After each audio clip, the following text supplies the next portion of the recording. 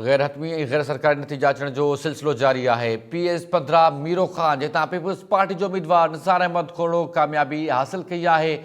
Nisar खोड़ो 45,396 vote खणी कामयाबी हासिल की है। मुस्लिम लीग नून की सीट तां चूंड विढ़ंदड़ हुमायूं खान मुग़ैरी 17,712 वोट खणी सघियो है। गैर हतमी नतीजा अवां सां शेयर कयो पे नाज़रीन। ही मुकम्मल नतीजा PS15 जा जेके अवां टाइम न्यूज़ स्क्रीन ते ॾिसी सघो पिया। ही गैर हतमी गैर सरकारी नतीजा आहिनि। पीपल्स पार्टी जो उम्मीदवार निसार अहमद खोड़ो कामयाबी हासिल करे वरिती है। निसार अहमद खोड़ो पीपल्स पार्टी सिंध जो सदर भी है, जंहिं वॾी लीड सां कामयाबी हासिल कई है। निसार अहमद खोड़ो 45,396 वोट खणी कामयाबी हासिल की है। मुस्लिम लीग नून जे हुमायूं खान मुग़ैरी 17,712 वोट खया आहिनि।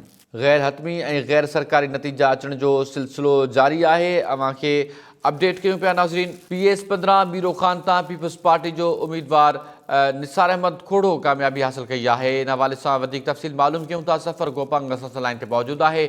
जी सफ़र आगाह कजो। PS15 मीरो खान जो ही तक है जितां जा मुकम्मल पोलिंग स्टेशन गैर हतमी गैर सरकारी नतीजा अची विया आहिनि, जिन मुताबिक पीपल्स पार्टी जो उम्मीदवार है निसार अहमद खोड़ो उन कामयाबी हासिल की है। छा अपडेट्स आहिनि अवां वटि इन हवाले सां वधीक?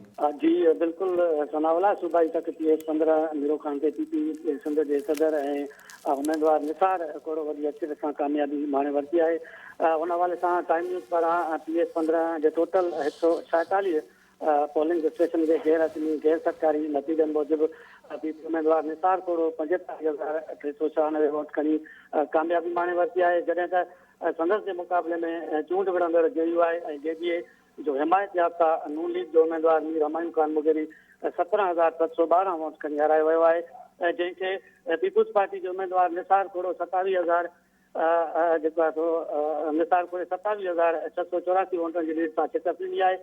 मां के ॿुधाईंदो हलां त हिन तक तां 2008 के इलेक्शन में मरहूम सरदार अनवर अली अब्बासी 2013 जी इलेक्शन में खुर्शीद अहमद जुने जो 2018 जी इलेक्शन में गांवर पीपल्स पार्टी टिकट तां चूंड खटी MP रही चुका है। हिन भेरे साल 2024 के इलेक्शन में पहिरियों भेरो PP सिंध के सदर निसार खोड़े के टिकट जारी कई वही।